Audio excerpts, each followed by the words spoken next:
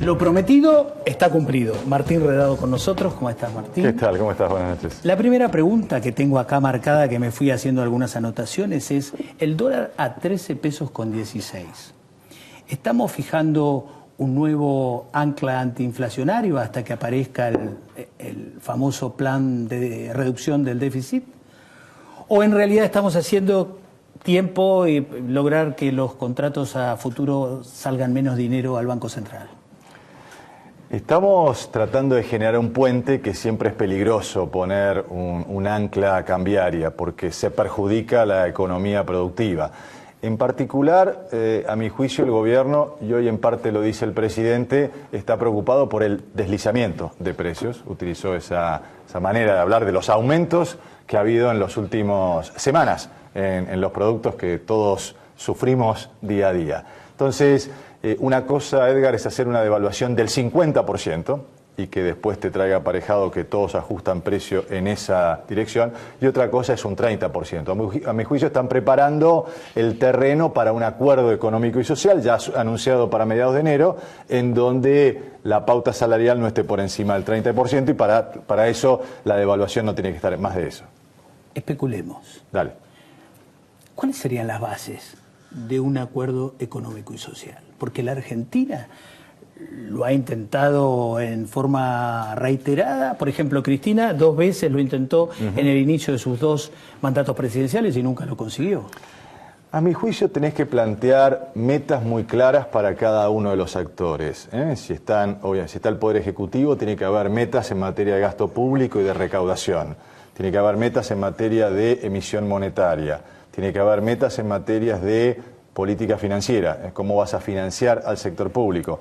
Y tiene que haber metas también en términos de políticas de ingresos, cuántos van a ser los incrementos de salarios, y una política muy importante más, la inversión pública. ¿Cuánto va a ser la inversión pública y en qué va a ser la inversión pública? ¿Cómo vamos a fijar prioridades para que las principales rutas, las principales hidrovías, puertos del país se hagan no como parte de favor político, como parte de la corrupción, sino como parte de un programa integral del país?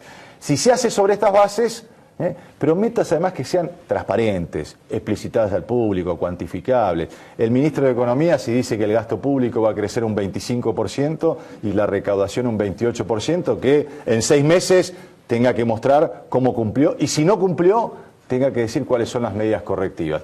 Si se hace sobre esas bases, sobre una base profesional, transparente y con rendición de cuentas, podemos tener una chance de éxito.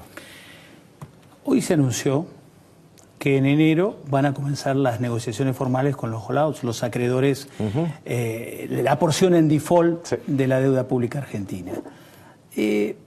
¿Cómo hacerlo exitosamente? Y que no parezca, por ejemplo, una rendición, ¿no? O un acuerdo raro. ¿Cómo lo ves vos? Primero, no pagar todo lo que piden, porque está claro que cuando ahí está incluido punitorios, intereses sobre intereses, es decir, no hacer la misma negociación que hizo Kicillof con el Club de París, que le dijeron a ver cuánto es, y no discutió un número y pagó todo. Si haces eso, estamos en mal camino. Luego, que se plantee con mucha transparencia qué cosas vas a dar a cambio de qué cosas. Por ejemplo, para mí es muy importante que se reponga la medida cautelar. Para recordar, el 30 de junio pasado nos sacaron una medida que nos permitía pagar sobre el Banco de Nueva York, y entonces no podemos hacer ningún pago más, porque cualquier pago que hace la Argentina en Estados Unidos queda sujeto a embargo. Si eso es parte de una negociación que nos hace ir al Congreso y tener que pedirle a los diputados y senadores que cambiemos la ley de pago soberano, bueno, entonces que sea una negociación transparente en donde sea un toma y daca, pero un toma y daca muy público, para que se vea que va a ser en beneficio de todos los argentinos. Pero en definitiva, lo que hay que hacer es no pagar el 100% lo que nos piden, saber que no hay que hacerlo inmediatamente y mostrar que tiene que ser una negociación para cerrar el capítulo del default más grande y más largo que tuvo Argentina en su historia. Todavía no hay un plan de reducción del gasto público, pero sí hay un plan de incremento de los subsidios. Por ejemplo, la asignación universal por hijo será ajustada en 400 pesos. Es muy difícil bajar el gasto. Sí, la clave es aumentar el producto, no bajar el gasto. Eso creo que lo tratás en el libro, ¿no? Eso lo trato en el libro de las cuentas pendientes, que es una salida por la expansión. ¿Qué es lo que faltó, Edgar, en estos años en la economía argentina? Tuvimos mucho consumo, manoteamos plata de todos lados, le manoteamos plata a los jubilados, le manoteamos plata al Banco Central y así dejamos las dos cajas principales que tenía, el Banco Central devastado y el Fondo de Garantía de los Jubilados también bastante golpeado. Pero ¿qué faltó? Faltó inversión. Lo que vos tenés que generar es ahora incentivos para que los empresarios, los comerciantes puedan invertir más.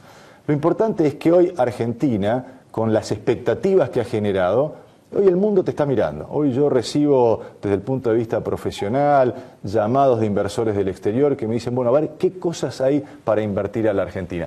Si vos generás incentivos específicos para la inversión, entonces apostás al crecimiento y que entonces crezca el producto, que el gasto público quede constante y trabajar en la eficiencia del gasto. Y por supuesto en los subsidios, trabajar en darle a los subsidios a los que menos tienen. Acá la principal herencia que nos dejaron estos 12 años son 12 millones de compatriotas que están por debajo de la línea de pobreza. Entonces, ahí tenés que dar los subsidios. Por ejemplo, en el transporte, darle los subsidios a la gente y no a las empresas, porque eso genera también una base de corrupción. Es más fácil que haya corrupción entre empresarios y gobiernos que cuando le das los subsidios a la gente. Entonces, gastar mejor, focalizar el gasto y hacer que aumente el producto a través de incentivos específicos de inversión. El presidente Macri hoy dijo que espera que los empresarios lleguen a estos acuerdos de precios y de lo contrario abriría la importación para que aumentando la oferta se equilibren los precios. Lo conversaba con Roberto hace un rato. Sí. Y lo primero que me dijo es, ¿no lo hizo Martínez de Oz eso? Seguramente esa va a ser el primer ataque que va a recibir esta política. ¿Vos cómo lo ves? Me parece que nos están corriendo con una época muy distinta. Primero, para abrir más la economía hay que bajar aranceles de importación. Los aranceles de importación se negocian en el Mercosur. Nosotros prácticamente el 90% de los aranceles que les cobramos a los productos están negociados en el Mercosur. Tenés que pedir un permiso al Mercosur si querés bajar aranceles. No es tan fácil hacerlo eso. Con lo cual, me parece que lo que están es anunciando cuidado que se puede, pero no es tan fácil generar este tipo de ingreso. Digamos, no se pueden bajar aranceles porque sí.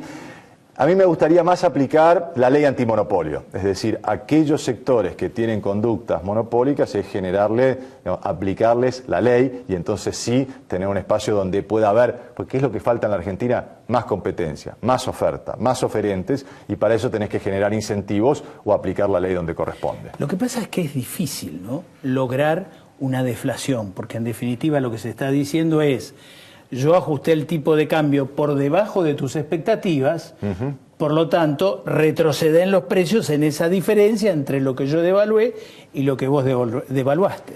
Eso es difícil. No es tan difícil si se mira en cada producto cuáles son los componentes de costos importados. Por ejemplo, en un auto, Edgar, nosotros sabemos que el 65% de las piezas que va dentro de un auto vienen de México, de Brasil, de Sudáfrica, de la Unión Europea. Bueno, en esa proporción, en ese 60% aumenta el costo del auto, pero no se traslada todo el costo de la devaluación. En el costo de la harina, por ejemplo, el trigo influye un 15 o un 20%, entonces no se puede trasladar toda la devaluación porque haya aumentado. Entonces hay que mirar producto por producto, con un estado presente, no invasivo, un estado profesional, que diga, mirá, acá vos no me podés justificar que la devaluación te significó que tengas que aumentar todo, porque tu componente importado, el componente local, no aumentó en esa proporción, y ahí es donde necesitas entonces un estado presente, profesional, y con reglas de juego transparentes. Cuando se reunificó el mercado cambiario y se devaluó, yo te escuché y me interesó mucho, y por eso lo tengo anotado acá para preguntarte. Vos dijiste, van a subir la tasa de interés, pero ojo con la suba de la tasa de interés, porque eso tiene un límite, digamos, un límite real y un límite además temporal. Exacto. ¿Podrías ampliar ese concepto? Sí, y te agrego un dato más. El mercado de futuros, es decir, los futuros del dólar, está nuevamente operando después de la crisis que tuvo por los contratos que firmó la anterior administración. Entonces, cuidado de generarte incentivos para poner parte en tasa, cubrirte con futuros, porque lo que está generando es que haya más especulación en lo financiero y poco en lo productivo. Vos subís la tasa de interés y ¿qué pasa? Generás un incentivo a que la gente coloque la plata en el banco. Si generas una tasa de interés del 32, 33%, evidentemente le generas un interés a que la gente vaya y coloque o se cambie quizás algunos de dólares a pesos. Ahora, ¿cuánto tiempo va a durar eso? Quizás en un mes, en 60 días, la gente dice, che, ya tuve una ganancia en dólares interesante y por lo tanto me vuelvo a pasar a dólares. Es decir, que empieces con este jueguito un poco en la tasa, un poco en dólares, y esto lo que genera es que mientras todo esto ocurre, todo el mundo corre detrás de la tasa o el dólar y nadie se preocupa por invertir, nadie se preocupa por producir. Entonces, no estás teniendo un programa integral, que fue también lo primero que dije cuando vi estas medidas, no tengamos medidas como compartimentos estancos, sino tengamos una visión integral para mostrar a la Argentina hacia dónde vas y salir de este jueguito del día a día. Vos sabés que hay sectores de la sociedad que están apostando a la conflictividad social. El ministro anterior, claramente en una presentación en el Parque Centenario ayer, esbozó los conceptos, los fundamentos de por qué sería posible una conflictividad. La izquierda en sus publicaciones está anticipando una conflictividad social y los sindicalistas a su vez advierten al gobierno que si no les da un bono, por ejemplo a los trabajadores de fin de año, crecería la conflictividad. ¿Qué se hace con la conflictividad? Bueno, yo creo que aplicar la ley, digamos, un país que tiene que empezar a aplicar la ley en términos de que está muy bien garantizar el derecho a la protesta, el derecho a huelga, en la medida en que el resto de los que no hacemos huelga podamos trabajar. Es decir, lo que hoy vimos con Cresta Roja, por ejemplo, que haya 12 horas que esté cortada la autopista Richeri, digamos, no es justo. Me parece bárbaro que si los trabajadores quieren protestar, que protesten y nos cubran un andarivel de la autopista Richeri y que el resto, bueno, haya algún embotellamiento del tránsito, pero que digamos que tengas 2 o 3 andariveles funcionando. Me parece que lo que pasa o lo que pasó en estos años, Edgar, es un Estado ausente. Cualquiera puede hacer cualquier cosa. Del presidente de la República o la presidenta que pensaba que no tenía límites y que podía hacer lo que quisiera, avanzar sobre la justicia, los medios de comunicación, manotear el Banco Central. Bueno, tenemos que empezar a tener un Estado presente donde corresponde y por supuesto también desde el punto de vista económico un Estado presente y que marque pautas. Tenemos que salir, Edgar, de la economía del día a día y este es uno de los temas que planteo, digamos, en las cuentas pendientes, en este libro, que es cómo planteamos un país de mediano plazo, cómo nos preguntamos dónde vamos a estar nosotros de acá a 2 años para poder planificar con cierta visión. Si no salimos del país del día a día vamos a vivir con estos inconvenientes. 2 años. Acá se habla de enero. Que dicen extraordinarias, sesiones extraordinarias que en 1 de marzo, el siglo que viene. El siglo que viene, bueno, pero por eso es muy importante marcar la cancha en términos económicos. ¿Cuánto vas a gastar en el año? ¿Cuánto vas a recaudar? ¿Cuánto va a emitir en pesos el Banco Central? ¿Cuál va a ser la pauta salarial? ¿Cuánto se va a invertir en materia de inversión pública? Marca la cancha, clarificar, decir, miren, en este primer año estos van a ser los parámetros.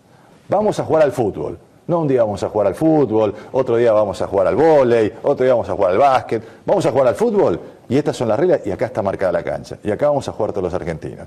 Y de esta manera entonces salís del día a día. ¿Qué harías vos con el caso Cresta Roja, por ejemplo?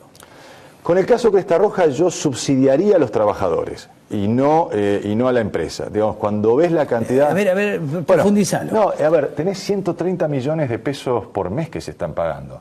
Por los 3.500 trabajadores que tenés, esto significa un sueldo, Edgar, 35.000 pesos por trabajador. Yo estoy seguro que a ninguno de esos trabajadores llega a 35.000 pesos por mes. Ahora, si alguno se entera, ahora... Bueno, entonces, subsidiemos para poder, por lo menos por 2 años, darle una transición laboral y hagamos viable esa empresa. Habrá algún comprador en el sector privado, seguramente hay mala administración, pero siempre hay que subsidiar a los que menos tienen, no subsidiar a los empresarios o mantener un statu quo que lo único que está beneficiando es una no solución integral del problema. Estás con el libro este. Sí. A ver, vendelo. Explícale a nuestros televidentes por qué tienen que leerlo. Porque alguno de ellos además se va a quedar con un ejemplar. Exactamente. Bueno, Las cuentas pendientes ya tiene 3 meses en la calle y la verdad estoy muy contento porque es un libro que ha pegado muy bien en la gente. ¿Por qué? Porque le mostramos con mucha intimidad muchos de los vericuetos del poder. Cómo se toman decisiones en cosas que nos afectan en el día a día a toda la gente. Entonces, tiene mucho de eso de cómo la Presidenta de la República, un ministro de Economía, toma decisiones en el día a día porque eso nos afecta a todos los argentinos y plantea una mirada muy positiva porque yo estoy convencido que la Argentina nos va a ir bien de acá a 2 o 3 años y planteo cómo nos puede ir mucho mejor si tomamos decisiones correctas, en términos colectivos y en términos individuales. Es un libro de futuro que plantea confianza hacia adelante. Dentro de 2 años, yo te digo que Macri al menos necesita que le vaya bien antes, porque tiene legislativas en el 17. Bueno, por lo menos si plantea un programa económico integral sobre, yo creo que vamos a tener 2 mitades. Tiene que marcar que en la segunda mitad del 2016 Argentina crece a un 4% anual y con una tasa de inflación que decrece. Se puede. Y para alguno de ustedes que esté interesado, escriban y se van a llevar el ejemplar de Martín Redrado. Martín, gracias. Edgar, lo mejor para vos, lo mejor para tu familia. Y buen año. Lo mejor para todos. Buen año para todos. En un minuto, el ex senador Mario Cimadevilla, vamos a hablar AMIA, Nisman y alguna cosa más.